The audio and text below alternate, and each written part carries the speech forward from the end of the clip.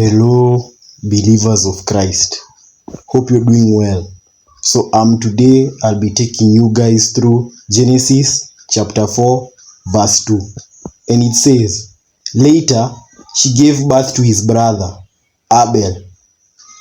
Now Abel kept flocks and Cain worked the soil."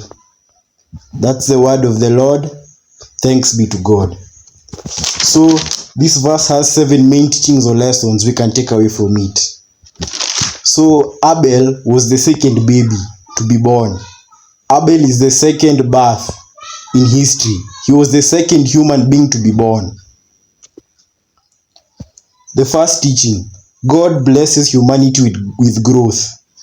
Eve gives birth again, showing that God's command to multiply, as we saw in Genesis chapter 1 verse 28, episode 28. Go check it out. It was such an amazing episode.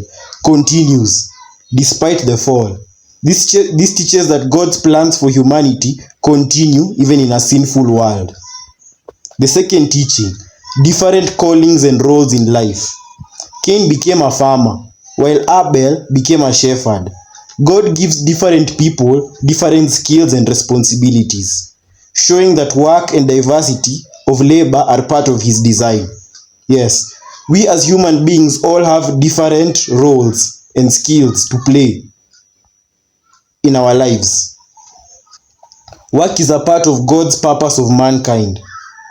Work is not a curse, but rather an intended part of human life, as seen in Genesis chapter 2 verse 15.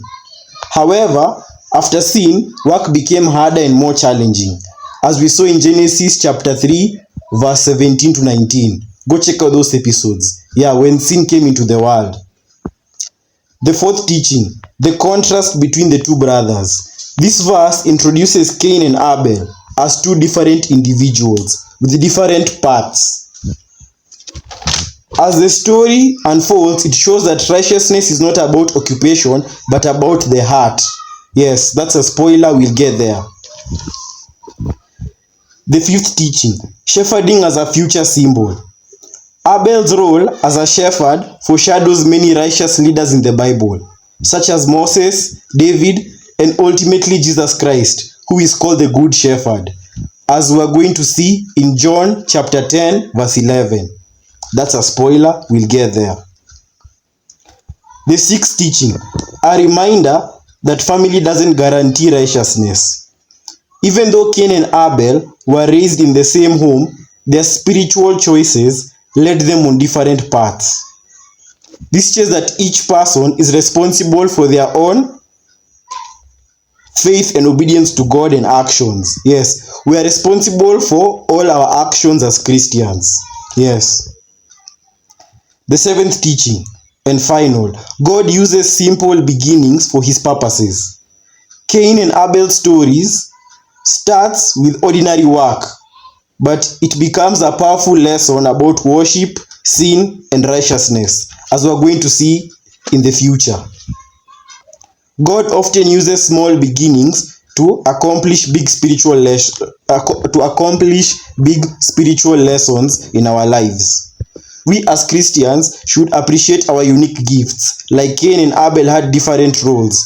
Each person has a different calling and purpose in life. And we should use our talents for God's glory. Yes, we as Christians should use our talents for God's glory, as seen in Colossians chapter 3 verse 23. That's a spoiler, we'll get there. We as Christians should understand that work is a blessing, not a curse. Though labor is hard, it is part of God's plan for provision and purpose in our lives. Yes, work is part of God's plan and purpose in our lives. It is hard, but if we do it for God's glory, it is amazing and worthwhile. Just like how I love evangelizing to you guys. It's amazing. I love this. We as Christians, our hearts matter more than our jobs. Success is not about what we do, but about how we do it with faithfulness and obedience to God. Yes. True success is faithfulness and obedience to God in all aspects of life.